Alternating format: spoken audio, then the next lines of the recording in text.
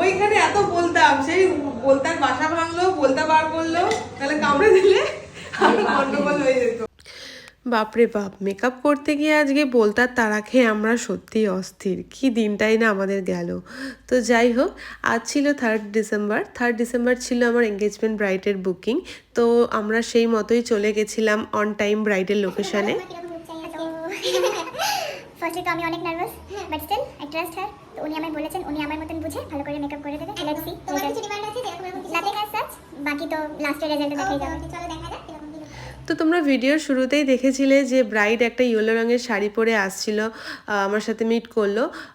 সেদিন ছিল ব্রাইডের হলদি। আমাদের বাঙালিদের মধ্যে যেমন বিয়ের দিন সকালবেলা হলদির রিচুয়ালসটা থাকে, তেমনি নন বেঙ্গলিদের মধ্যে বিয়ের দুদিন আগে তাদের মত অনুসারে সেইভাবেই তাদের হলদির রিচুয়ালসটা হয়ে যায়।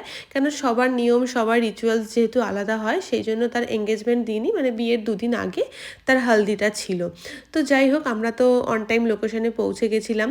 পৌঁছে গিয়ে ব্রাইড একটু লেট করেছিল। দেন ব্রাইডের একটা কথা বলি, আজকের ব্রাইড ছিল আমাদের শুভ্রা, যে না কোনোদিন মেকআপ করেছে না সেভাবে সেজেছে। সে খুবই একটু ভয় পাচ্ছিল তার আফটার মেকআপ লুকটা কেমন আসবে, কেননা সে কোনোদিন মেকআপ করেনি।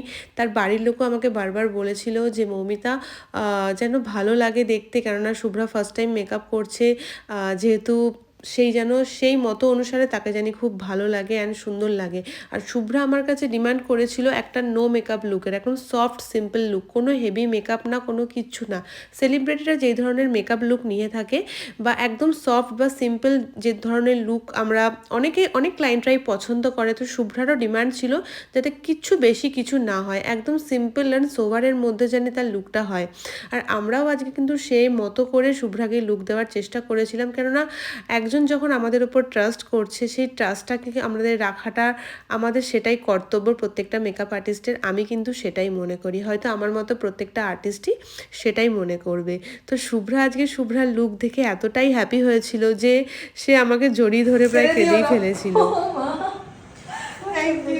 যাই হোক, এবার আমরা আস্তে আস্তে মেকআপ তো প্রায় কমপ্লিট করে ফেলেছিলাম। এরপরে ছিল হেয়ার স্টাইলের ব্যাপার।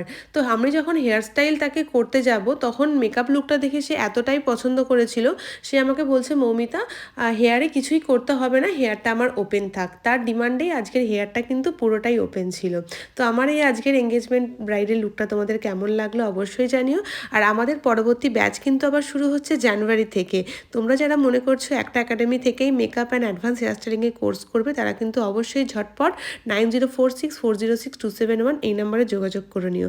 আর আমাদের কিন্তু ব্রাইডাল বুকিংও চলছে, সেম নাম্বারে তোমরা অবশ্যই যোগাযোগ করো। আর আমার এই ব্রাইডাল লুকটা তোমাদের কেমন লাগলো, টিউটোরিয়ালটা হেল্পফুল লাগলো নাকি অবশ্যই জানিও। সবাই ভালো থেকো।